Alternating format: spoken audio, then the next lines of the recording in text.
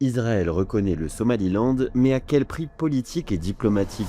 Le 26 décembre 2025, Israël est devenu le premier pays au monde à reconnaître l'indépendance du Somaliland.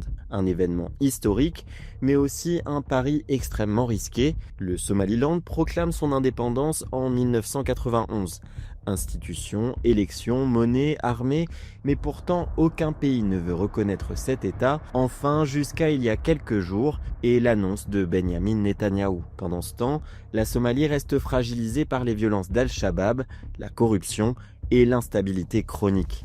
Selon le chercheur en sciences politiques Robert Kluiver, le Premier ministre israélien, sous mandat d'arrêt international, a fait cette annonce pour plusieurs raisons. 1. La géographie. Le Somaliland fait face au Bab el-Mandeb, l'un des détroits maritimes les plus stratégiques au monde, un point clé pour sécuriser la route vers le port israélien d'Eliat et le canal de Suez.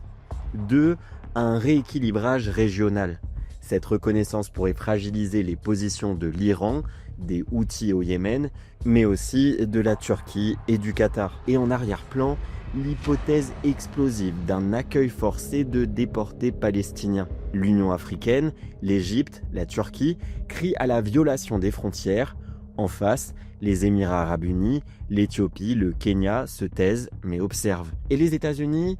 Trump a évacué l'hypothèse d'une reconnaissance, mais le pays réfléchirait à l'implantation d'une base militaire sur place. Bref, cette reconnaissance offre au peuple somalilandais une victoire symbolique immense, mais à moyen terme, s'aligner sur Israël pourrait faire du Somaliland une cible géopolitique dans une région déjà sous tension.